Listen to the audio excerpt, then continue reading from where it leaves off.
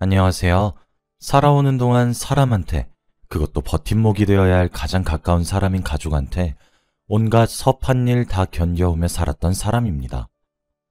처음엔 무조건 참고 모르는 척 지나가고 했는데 이만치 나이 들어 제 인생을 다시 돌아보니 너무 바보같이 참고만 산 것은 아닐까 후회가 밀려옵니다. 왜 그때는 한 번도 목소리를 내지 못했었는지, 그렇게 어영부영 흘러보낸 시간들이 야속합니다. 그래도 인생 길고 짧은 건 대봐야 한다는 그 말처럼 저도 막판에는 평온하게 사랑하는 아들과 함께 지낼 수 있게 되었네요. 이렇게 지낼 수 있게 된 이유를 설명하기 위해서는 제 어렸을 적 이야기부터 결혼 이야기까지 해야 합니다. 저는 태어나서부터 부모님으로부터 사랑을 받지 못하고 자랐습니다. 딸만 내리 3명 있고 막내 아들 하나 있는 집이었는데 제가 막내 아들 바로 위에 딸이었거든요. 이게 무슨 소리냐면 원래 아들을 갖고 싶어 임신을 했는데 눈치 없이 제가 딸로 태어났다 이 말입니다. 제 아래 남동생과는 나이 터울도 많이 안 나고 해서 거의 친구처럼 같이 지냈는데 그래서 그런지 남동생과의 차별이 더 눈에 띄었어요. 동생을 어리니까 한창 자라야 한다고 고기 반찬이나 그 당시 귀했던 계란 반찬은 혼자 다 먹고 저도 똑같이 자라야 할 나이인데도 불구하고 저는 언니들이랑 김치랑 풀떼기들만 먹어야 했죠. 그것 때문에 저는 어렸을 적 내내 키도 작고 몸집도 또래 애들에 비해 작았어요. 그야 당연히 넉넉치도 않은 형편의 비슷한 나이 터울로 태어난 남매니까 좋은 건 다 남동생 쪽으로 가서 그랬던 거였죠. 차라리 저도 위에 언니들처럼 먼저 태어났다면 기억도 안 날 어렸을 적부터 이렇게 대놓고 차별은 안 받았을 겁니다. 언니들이 말해주길 저랑 남동생이 같이 울고 있으면 부모님은 무조건 남동생부터 어르고 달랬다고 해요. 그리고 부모님은 언니들더러 제가 시끄러우니까 빨리 조용히 시키라고 명령했다고 하고요. 그러면 그때 겨우 국민학교를 다니던 언니들이 그 작은 손으로 자기 여동생을 안아주고 업고 하면서 저를 재웠다고 해요. 커가면서 남동생과 저를 차별 대우하는 게 느껴지니까 저는 자연스럽게 남동생보다는 나이 차이가 조금 더 나도 같은 성별인데다 저한테 늘 잘해주는 언니들이랑 놀게 되었어요. 그랬더니 남동생은 자기를 따돌림 시킨다고 생각했던 건지 그걸 곳에 부모님께 쪼르르 달려가 그대로 일러 바쳤죠. 그러면 부모님은 귀한 아들 마음 서럽게 했다면서 언니들이랑 제 종아리에서 피가 날 정도로 회초리질을 했습니다. 귀한 아들 마음 다치는 줄은 알고 딸들 다리를 다치게 하는 건 신경도 안 썼던 거죠. 아무튼 이런 환경에서 살다 보니까 자연스럽게 집에 딱히 애정도 안 생기고 그냥 빨리 시집이나 가서 부모님 얼굴 안 보고 살고 싶더라고요. 결혼 후에 어떤 생활이 기다릴 줄도 감히 모른 채로요. 남편과 처음 만났던 것도 그 무렵이었습니다. 딱 국민학교까지만 졸업하고 커서는 허드렛 일이나 시장에 가게일 도우면서 살고 있었어요.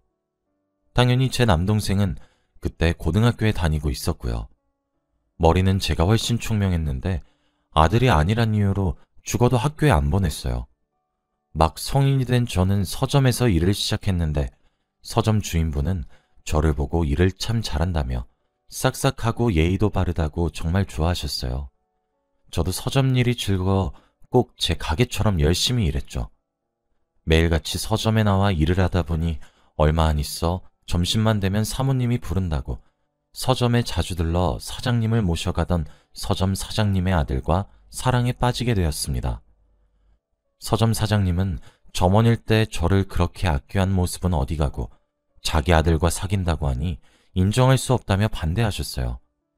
자기가 그렇게 조건 따진 사람은 아니지만 그렇다고 쥐뿔도 없고 배운 거 없는 무식한 계집애를 며느리로 들일 수는 없다고 하시면서요. 저희 부모님은 빨리 딸을 치워버리고 싶은 마음에 무조건 서점 아들과 너의 결혼을 추진하였고 그 당시만 해도 서점집 아들이 제게 완전히 푹 빠져 있었기 때문에 그때 치고는 드물게 집안의 반대를 이기고 결혼하게 되었습니다. 결혼하게 되면서 저는 저희 집을 나와 시댁에서 결혼 생활을 시작하게 되었습니다. 그때는 마냥 집을 나와 따로 살게 된다는 생각에 젖어 철없이 좋아했어요. 당시 남편은 서점을 물려받으라는 시아버님의 말을 무시하고 따로 이루고 싶은 뜻이 있다면서 무려 사법고시를 준비하고 있었어요. 그때만 해도 요즘처럼 로스쿨이네 뭐네 법학 전문 대학원을 나오지 않아도 고졸이든 대졸이든 사법고시 합격만 하면 인생 역전이었거든요. 그런데 솔직히 말해서 남편이 사법고시 공부를 열심히 하진 않았습니다. 남편은 틈만 나면 공부를 너무 오래 해서 머리를 식혀야겠다면서 밖에 나가 저녁쯤 돼야 도로하고 그랬어요. 그 사이 시간 동안 뭘 하는지도 몰랐죠. 남편이 밖에 나가면 그냥 도서관 가서 공부하다 오는 거겠지 하며 살았습니다. 처음부터 시부모님들의 반대를 무릅쓰고 한 결혼이어서 그런가 시댁살이는 정말 고되고 힘들었습니다. 원래 살던 집에서는 남동생과의 차별 때문에 견디기가 힘들었고 결혼하고 나서부터는 시부모님 구박을 견디기 힘들었어요.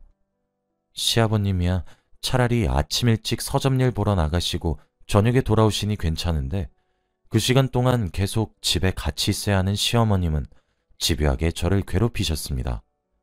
저더러 친정에서 뭘 배운 거냐며 가진 것 없고 배운 것 없어도 며느리로 받아줬으니 할 줄 아는 것도 아무것도 없으면 어떡하냐고 매일 타박하셨어요. 하늘색이 푸르스름한 새벽에 일어나 요리를 해서 밥상을 차려도 제가 얼마나 노력했는지는 신경도 안 쓰고 간이 잘못됐다며 제가 보는 앞에서 퇴퇴 다 뱉어버리시기까지 했어요. 그러면 눈물을 삼키고 또 죄송하다고 다시 내오겠다고 하고 부엌으로가 몰래 눈물을 훔쳤었죠. 결혼하고 해가 바뀌자 시어머니는 아이를 독촉하기 시작했습니다. 아니, 정확히 말하면 아이가 아니라 아들이었죠. 저도 남편도 독촉을 들을 때마다 노력은 하고 있었지만 아이가 예상만큼 쉽게 찾아와 주질 않더군요. 게다가 남편은 맨날 공부하느라 피곤하다거나 바쁘다는 핑계를 대면서 저와 오랜 시간을 함께 보내지도 않았습니다. 시어머님은 이미 아이가 생기고도 남을 결혼 연차인데 아직도 무소식이라서 제가 눈에 띌 때마다 네가 매번 그 모양 그 꼴이니까 자기 아들이 허구한 날 밖으로 쏘다니는 거 아니냐고, 아내가 사랑스러우면 당연히 집에 붙어 있지 않겠냐며 꾸중하셨어요. 그 말에 저도 나름대로 외모를 가꾸고 남편에게 여러 번 대화를 시도했지만 남편은 무관심한 태도로 일관했습니다. 그런 남편의 태도에 상처도 참 많이 받았고요. 그래도 노력이 완전히 헛되진 않았는지 이윽고 저는 임신을 하게 되었습니다. 이때만큼은 시부모님도 같이 기뻐해 주시더라고요. 물론 꼭 아들을 낳아야 한다는 말도 덧붙이면서요. 아이가 생기면 이유 없이 밖으로 돌아다니는 남편의 방랑벽도 어느 정도 고쳐지고 마음을 다잡고 사법고시 공부에 집중하게 될 수 있을 거라 희망을 품었습니다. 아무래도 자기 아이가 생기면 자연스럽게 자기가 처자식을 부양해야 한다는 책임감이라는 게 생길 수밖에 없으니까요. 아들을 낳아줄지도 모른다는 이유로 어렸을 때는 남동생한테 밀려 단 한 번도 제 몫으로 먹을 수 없었던 고기도 먹어보고 계란 반찬도 푸짐하게 먹어봤어요. 이게 뭐라고 먹으면서 저는 못 먹게 했는지 서러운 마음에 눈물이 다 나더군요. 임신을 한 동안이 남편과 결혼하고 가장 마음 편하게 지낸 기간 같아요. 그때는 시어머님도 혹시나 아이 잘못될까 절 배려해서 집안일도 안 시키고 혹시나 아이도 같이 듣고 있다고 말도 조심스럽게 하셨거든요. 그만큼 정성을 쏟은 보람이 있는 건지 저는 10달을 채우고 건강한 사내 아이를 낳았습니다. 다들 아들에게 정신이 팔려 제게는 수고했단 말도 뒤늦게 하셨지만 저도 아들이 태어나 이걸로 시댁에서의 입지가 굳어져서 다행이란 생각만 했습니다. 결국 그렇게 되지도 못했지만요. 처지가 조금 나아지긴 했습니다. 최소한 아들 없거나 보살피고 있을 때는 싫은 소리 안 하시더라고요. 하지만 아들이 태어나면 남편도 정신 차리고 다시 고시 공부에 매진할 거라는 건 완벽한 착각이었습니다. 남편은 태어난 아들에게 반짝 관심을 쏟더니만 그 이후로는 또 전처럼 밖에 나갔다가 저녁에나 되어야 들어왔습니다. 가정이나 공부에 충실하지 않은 남편의 모습을 시부모님은 딱히 꾸짖지도 않으셨습니다. 대체 어디서 나오는 자신감인지 고슴도치도 제 새끼는 하마마다고 저렇게 방황하다가도 언젠가는 시험에 떡하니 합격해서 큰일 하게 될 거라고 버릇처럼 말씀하셨어요. 저도 그때는 남편에 대한 애정이 남아있을 때이니 그러려니 했지만 지금은 압니다. 큰일은 아무나 하나요? 하루는 너무 답답했던 나머지 제가 남편에게 대체 어딜 그렇게 바쁘게 돌아다니다 오는 거냐고, 집에서 아이나 내 생각은 안 하는 거냐 물으니 어디 감히 하늘 같은 서방한테 대드냐면서 알아서 잘하고 있으니까 저더러 신경 끄고 집안일이나 제대로 하래요. 자기 아니면 어디 시집이나 제대로 갔겠냐며 운 좋은 줄 알고 조용히 살라고 싸늘하게 말하더군요. 분명 결혼 전에는 누구보다 저를 아끼고 사랑하던 남편이었는데 어쩌다 그렇게 변하게 된 건지 그 이유를 몰라 답답하기만 했어요. 그러다 그 이유를 알게 된 계기가 있었죠. 저녁쯤에 아이가 갑자기 열이 올라 제 등에 업은 채로 급하게 동네 의원을 찾아간 적이 있습니다. 그때도 남편이 아직 집에 들어오지 않아 저 혼자 아이를 데리고 왔었죠. 치료를 받고 열이 떨어지자 아이가 다시 새근새근 잠들어서 아이를 안고 조심스럽게 집으로 돌아가는 길이었어요. 집 앞 때문에 남녀 둘의 실루엣이 보여 누군가 하고 찬찬히 살펴봤어요. 남편과 어떤 여자 같았죠. 그런데 갑자기 둘이서 온갖 애정행각을 벌이는 겁니다. 깜짝 놀란 저는 근처 나무에 몸을 숨기고 그 광경을 전부 지켜보았죠. 남편이 그동안 자꾸 밖으로 싸돌아다닌 게 전부 다른 여자를 만나러 간 거였구나 깨닫게 되면서 머리가 멍해지더군요. 그때 갑자기 아이가 엉엉 울기 시작했어요. 아이 울음소리를 들은 남편이 제 쪽으로 곧장 다가오더군요. 나무 뒤에 숨어있던 저를 확인하고는 크게 놀란 기색도 잘못했단 느낌도 없이 에휴, 이렇게 한숨 내뱉고는 유유히 집 안으로 들어가는 겁니다. 남편은 그 뒤로도 행동이 바뀌지 않았어요. 외도가 잘못이란 생각조차 안 하는 것처럼 보였죠. 그 이후로도 남편이 외도하고 있는 모습을 몇 번이나 더 봐왔습니다. 도저히 참을 수 없어 우선 시어머니께 남편의 외도 사실을 털어놓았어요. 그랬더니 시어머니가 하는 말이 뭔지 아세요? 이미 알고 있었다고 하시는 겁니다. 제가 너무 놀라 그럼 왜 저한테 말하지 않았냐고, 저는 어떻게 살라는 말이냐고 울면서 하소연했어요. 시어머님은 그런 제 눈치를 힐끗 살피더니 이렇게 말씀하셨죠. 그거 알아봤자 뭐 좋다고 얘기해. 그냥 참고 살아. 다른 집 며느리들은 다 참고 산다는데 넌 왜 못 참아? 그동안 먹여주고 재워줬는데 염치 없이 그 정도도 못한다고 나오는 거야? 아이는 어쩔 거야? 너 못 살겠다고 하면 애는 그럼 평생 부모 한 쪽 없는 채로 키울 거냐? 아이 얼굴 봐서라도 참고 살아. 시어머니 말씀까지 다 듣고 나니까 정말로 남편과 헤어질 결심은 안 생기더라고요. 무엇보다 아들이 아직 이렇게 어린데 남편과 헤어지고 나면 아빠 없이 자라는 건 물론이고 더 큰 문제는 시댁에서나마 제가 아이를 데려가는 걸 가만 보고 있지 않을 거라는 거예요. 무슨 수를 써서라도 아이는 자기들이 키우겠다고 저로부터 빼앗아갈 게 뻔했죠. 저는 아이를 지킬 수 있는 힘이 없었어요.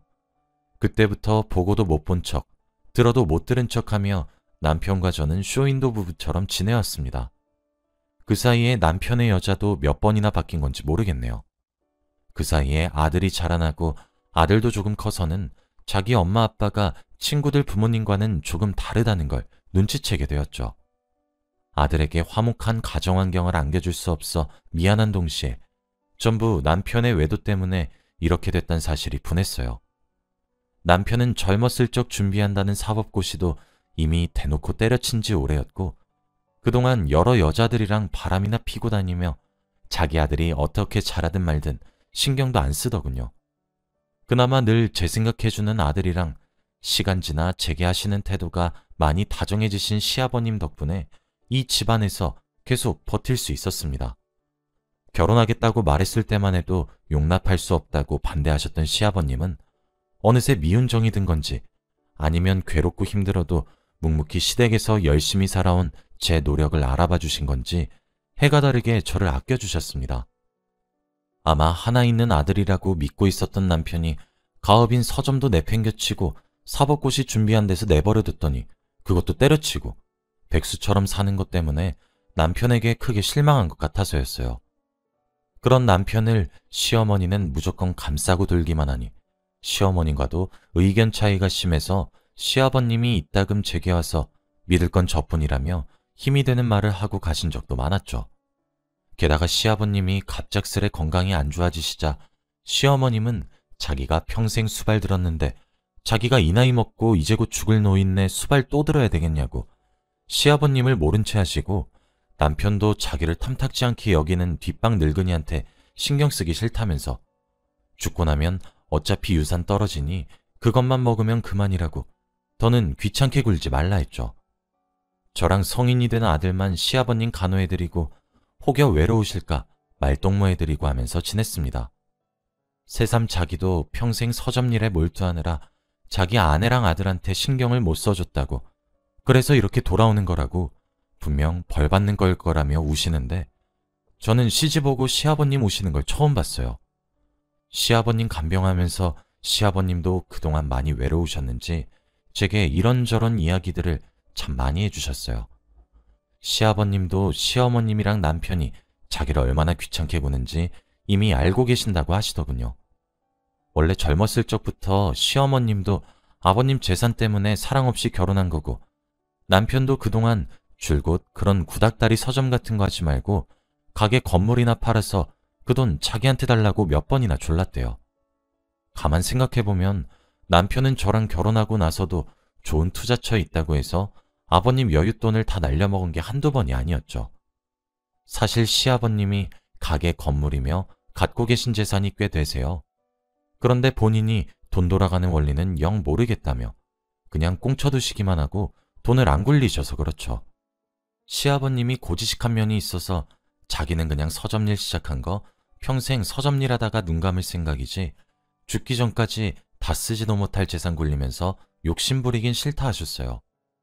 저도 원래 젊었을 적 시아버님 서점일 도우면서 시아버님이 얼마나 성실하고 우직하신 분인지 잘 아니까 그만 이해한다고 고개를 끄덕였죠. 그리고는 서점 일할 때 기억나냐며 한창 옛날 이야기로 이야기꽃을 피웠습니다. 그게 아버님과의 마지막 대화였어요.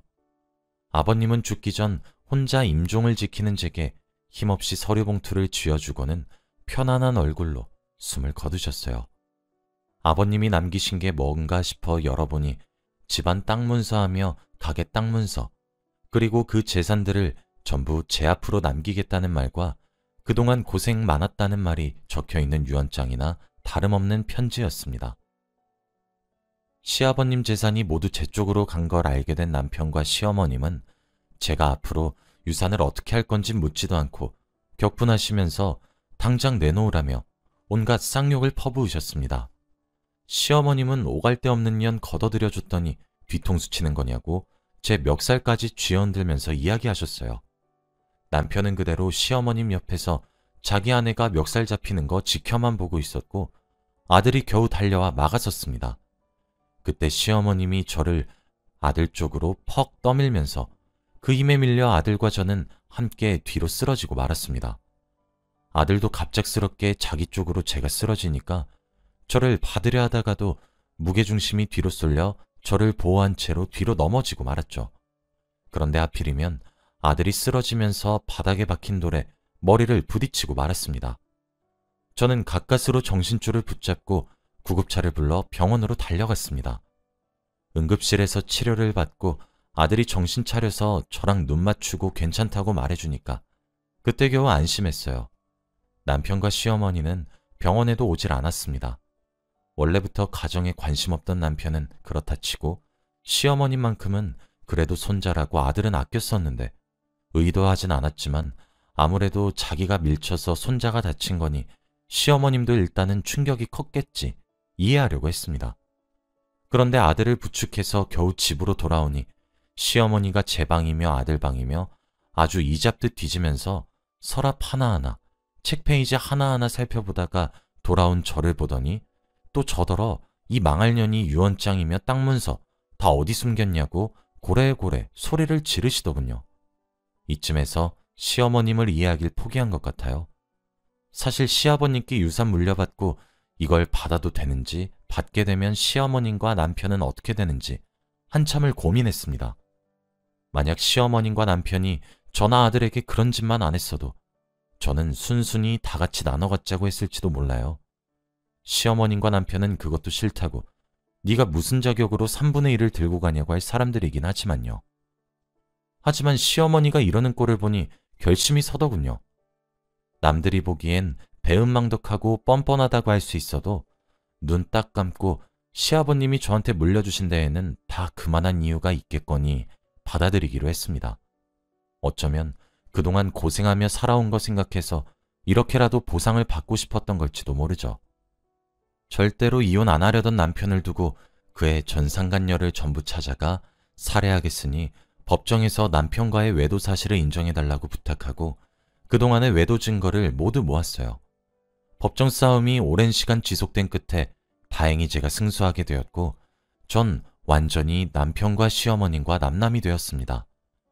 재판이 진행되는 도중이며 끝난 후에도 시어머님이며 정남편은 정신을 못 차렸는지 돈 내놓으라며 협박했지만 돈 없는 협박까지 모두 녹음하거나 저장해서 증거로 넘기고 재판 끝나자마자 아들과 함께 몇 년간 해외에 있다가 시어머님 돌아가셨다는 소식 전해 듣고 한국으로 돌아왔습니다. 재판 이후에 갑자기 치매가 도져서 전 남편한테도 버림받고 요양병원 같은 시설에 들어갔다가 몇 년 못 버티고 돌아가셨다네요.